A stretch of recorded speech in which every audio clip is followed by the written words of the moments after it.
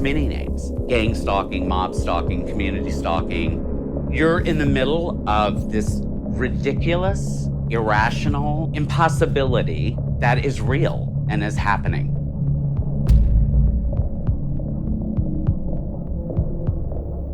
First, The Guardian revealed the National Security Agency is collecting telephone records of millions of Verizon customers. You can surveil someone through their phones, through their, certainly through their television sets. The last year and a half, he's been systematically followed by a group of people. Does the FBI use drones for surveillance on U.S. soil? Yes. New Associated Press investigation shows that the Bureau has its own little Air Force with scores of planes flying over American cities, recording video and tracking cell phone conversations. He has a man outside of his house in a hood, like basically like a hood. It looks, and we can. Well, this almost sounds like gang stalking or something. Have you heard of that? Many of the things that victims of gang stalking describe are also symptoms of mental disorders. We're not having a group hallucination. This is actually something that's happening.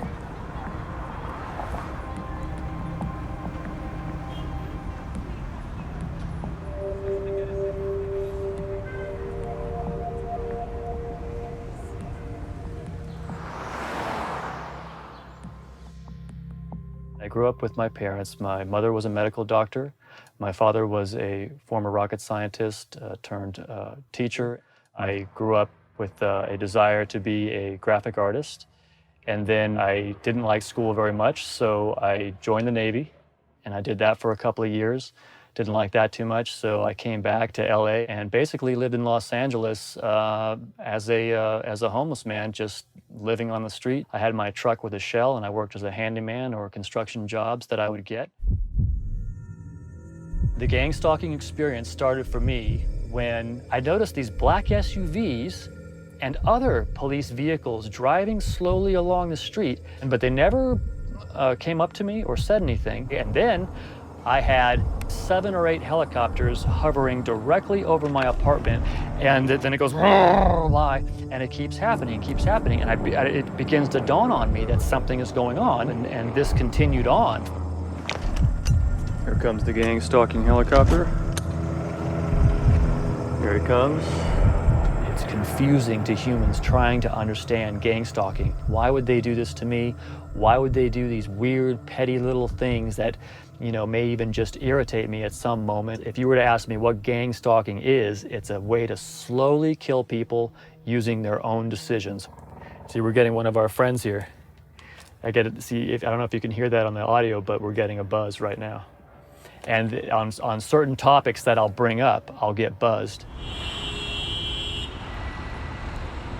My understanding of gang stalking is that a number of people have found each other on the internet who believe that they are being targeted for harm.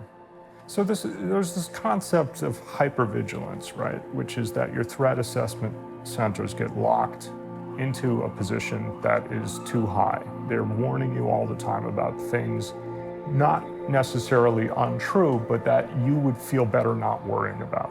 Being of the opinion that you had to constantly look around and figure out what might be threatening to you, or else your life would be at stake, would lead to you not just seeing connections that weren't there, but erring on the side of safety when you see a connection that might or might not be there.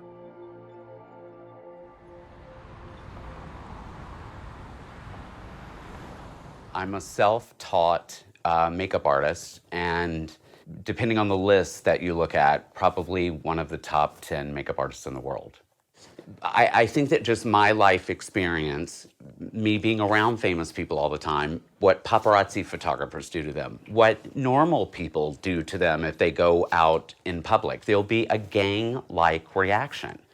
This is essentially the same thing, except it's not, I didn't ask for it.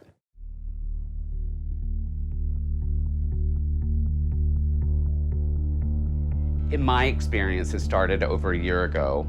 I had rented a space in Hawthorne, California, and people warned me that as a gay man, you know, it was maybe brave of me to rent this space. I never think about things like that. I didn't know what it was called. Like I said, I just thought that it was bullying. I just thought that it was, you know, people that were just like, get the faggot out of the neighborhood or whatever. When 20 or 30 cars are hazing you on the freeway, behind you, in front of you, on both sides of you, completely controlling how fast you go, whether you exit, whatever you do, this is something bigger than that. I started spray painting their cars on the freeway. I pepper sprayed them. At this time, it was trying to get them to call the police. That's what I was trying to do. I had no other way, I felt like, other than to find out, are these people together? Are they working in this one collective group for the same reason? What they'll do to a particular person in order to stress them out is they'll hit them with the same thing over and over and over again. I would get Los Angeles Police Department vehicles lighting up their sirens and not pulling me over, but zooming around me, almost like a continual tactic. This happened so much that I was inspired to buy a dash camera. I believe it was the very next day, and it was the first time I experienced what I know now is called street theater. And I watched the parking lot literally fill up with cars. And, you know, heterosexual couples would hold hands and like stroll through the back of the parking lot like they were on some 1950s sitcom. People that are trying to look incredibly normal look incredibly abnormal because they're acting. It's not authentic. That was when I first started thinking, it's all of them against me. This is clearly a collective, organized, whatever is happening. If a conspiracy is a bunch of people working together to do something that they don't want publicized, then it would be absolutely wrong to say that the world is not filled with conspiracies. The question is, what does it do for you to spend a lot of time thinking and feeling about the conspiracies that you believe exist? Government has to know about it. How can this can't be like some rogue group operating, you know, some shadowed thing and nobody knows about it. I go to the Van Nuys Police Department, I walk in, I say, this is my ID, this is my name. Are you following me or do you have any knowledge of me being followed? Is there a reason for you to be followed, sir? No, there's not, but people are. Who's following you? Well, I don't know who it is. Well, what are they driving? They're driving cars with dealer tags that you can't trace. Well, sir, there are a lot of dealers here. There are a lot of dealer tags. How do you know that they're following you? Very quickly, you see how crazy you sound. I've never been arrested. I've never had a DUI. Anything whatsoever. Whoever is in charge, which is so weird, is spinning this web about what a deviant, immoral, less than a human being you are. That's the only thing that I can think of that would get that many people in this collective effort to get rid of you. This happens to you enough, believe me, you will feel stress. You will get that feeling of helplessness. This is not just like a gang of random people just doing this for, you know, like randomly or without a plan. This is procedural. The psychiatric definitions of delusion tend to focus on really two principles. One is that the ideas that you have are not very vulnerable to evidence. The other is that people in your culture don't share your beliefs. The question becomes, if you can find 10,000 people on the internet who believe the same thing as you, is it a delusion? Is it bizarre? Quite possibly not. If everybody believes this stuff, how is it in any way insane? People just would not believe the suffering that people in this community endure every single day. I've lost just about all my friends. They're afraid to talk to me. They think it's very effective. They think I'm crazy. My family doesn't know anything about it. I don't say a word to them. I don't know if my son knows, and I don't want anything to happen to him. Really, the most important thing that we can do for victims is to connect them with others who understand what they're experiencing, because no one else will. And isolation is really a key weapon that these perpetrators use to bring a person down to the ground, basically. If you go to see a psychiatrist, let's say it's the first time you're meeting a psychiatrist, and you say, I'm under police surveillance, then the psychiatrist will write you off as suffering paranoid schizophrenia, and then he will give you medication. So we must assume that this is what American society believes, that all these government agencies, which normally watch over people, don't actually watch people at all. If anybody thinks that they are being watched by this government agency, then they must be crazy. It cannot possibly be true. There really is no help at the moment officially to assist targeted individuals. They can't go to the police, they can't go to the FBI, they can't go to Congress. There is nowhere that they can go. We are having to create the issue and also the solution. Why isn't our nation listening? This could be them. I wouldn't be surprised if most of the nation is under mass mind control. Given that the world is filled with groups of people operating in secret or trying to divorce us from our money or our power or whatever they want from us, one thing that might be helpful to ask from a psychiatric point of view is, what's wrong with the rest of us? So why am I so relaxed? What's wrong with me that I don't feel I'm being gang stalked? And is it that I'm living in the matrix where in order to feel more comfortable, I have decided to simply ignore a lot of the evils in the world and a lot of the potential threats to me?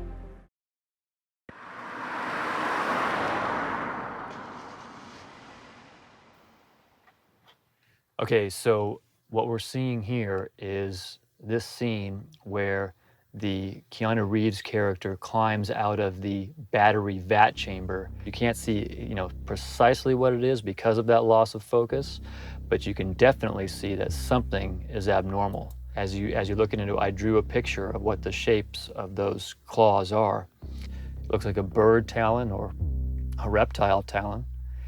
I started searching on conspiracy type movies, UFO movies, weird movies on YouTube. I came across the reptilian shapeshifter subject. What I can confirm is that there are apparently non-humans, apparently some of them are extraterrestrial, and apparently they have some kind of evil grip on our world. Richard Bruce here, and if you haven't seen my channel before, this is gang stalking for reptilian shapeshifter movie uploads to YouTube. When I uploaded my study, within 15 minutes, helicopters kept zooming over my apartment like there was a drug bust in my building. And then it didn't take me long. I think it popped into my mind pretty quick. Oh my God, is this from what I uploaded to YouTube? Because the whole thing was so freaky at first. Like when you're seeing these non-human features, you're like, oh my God, what is this? What could possibly be going on? They're carnivorous. They are not friendly to mankind. At least the ones that are here. Are they carnivorous? They eat humans? Yes.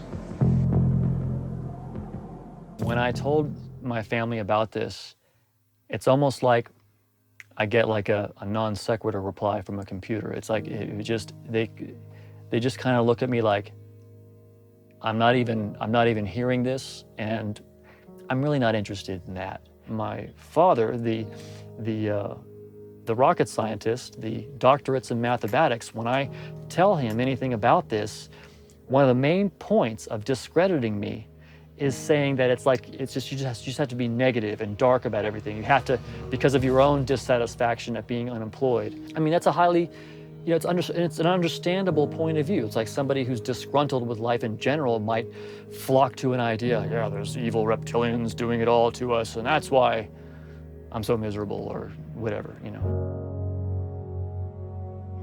Nobody wants to be called crazy. It's one of the worst things you can imagine. I don't think I or any psychiatrist would recommend that people are convinced that what they believe is not true. The more useful target would be what pain are they feeling in their life.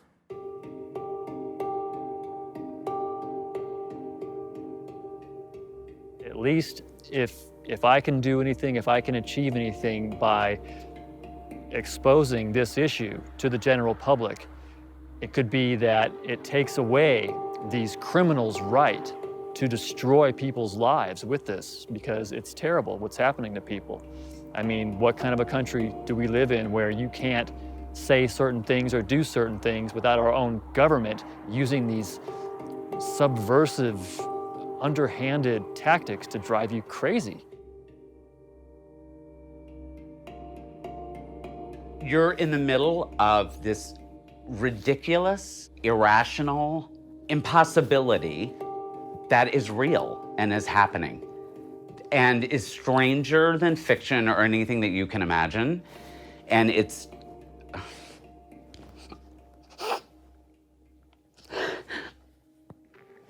just terrifying.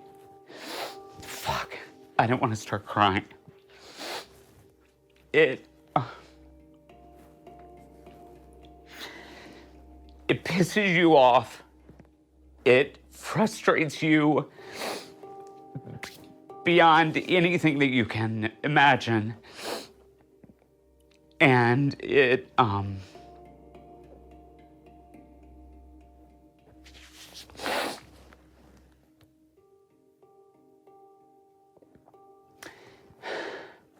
changes you.